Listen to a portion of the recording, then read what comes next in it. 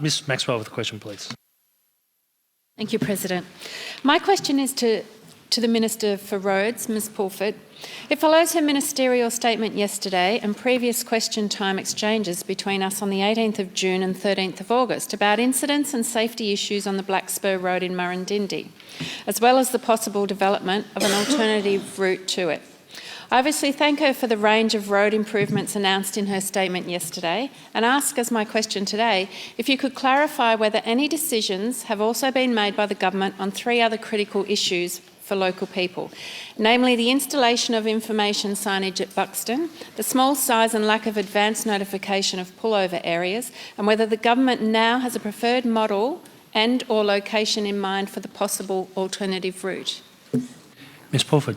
Thank you, President. I thank Ms Maxwell for her question and her ongoing interest around safety issues on the Black Spur. I actually had the opportunity on Saturday of last week to travel the Black Spur from one end to the other, not once but twice, and it is a truly spectacular road, but with that brings challenges, as we have discussed on previous occasions.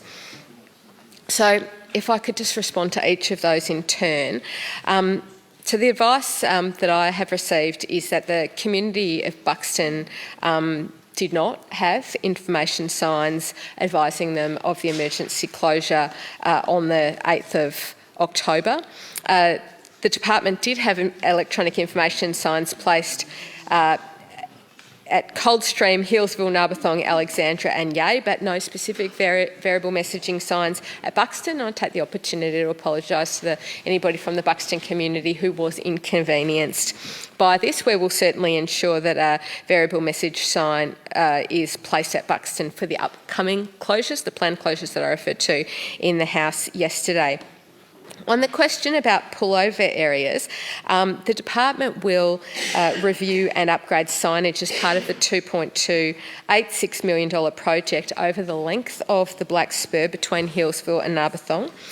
The project aims to implement various safety improvements, including retrofitting existing guard fence with rub rail and poly buffers and the installation of new curve alignment markers. I can certainly confirm for Ms Maxwell and for the House the department will review and provide additional slow vehicle turnout signs, which is, I'm told, the technical name for what we often refer to as the pullover area signs. And finally, on the question about an alternative route, this is a more difficult question. Anybody only has to have a look at the terrain and or the map to see just what a challenging question that is. And I'm aware that there are some locals that would like to see the old Black Spur track upgraded to an alternative route. It's something that's been raised with me by the local council as well. As something that they'd be interested in seeing some progress on. And the next step would be a feasibility study to explore that option so that people could be informed about that project. Currently, there is no funding allocated for a study of that nature, and so the government will consider this matter against all other competing priorities in the portfolio.